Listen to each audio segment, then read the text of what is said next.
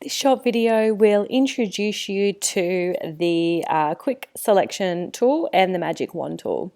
So firstly, let's take a look at the quick selection tool. The idea with the quick selection tool is you obviously click on it. If you look up the top here, you'll see that you've got the click selection tool, and then you've got a little plus here, which means that say you select an area and then you want to add to that selected area by selecting more, you would click on this and then go into it. If you clicked and then you realize that you picked up or selected a section that you didn't want to select, then you would click on the minus tool in order to sort of undo that. So I am just going to select one of my layers here so you can see this. I'm also going to zoom in because I can't really see much. So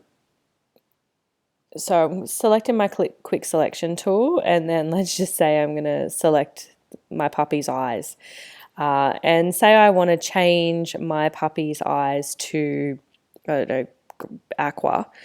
So I swap my swatch at the back, so it's now aqua, and then if I press the Control Delete, then all of a sudden I am going to have those eyes now green.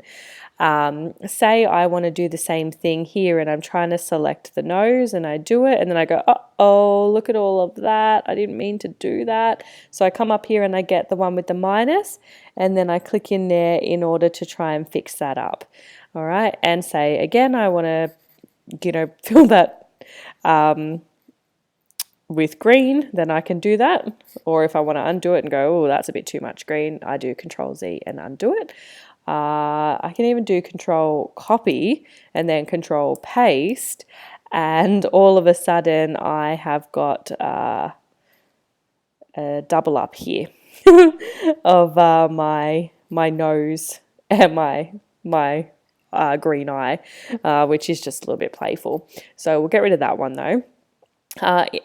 So that's basically the quick selection tool.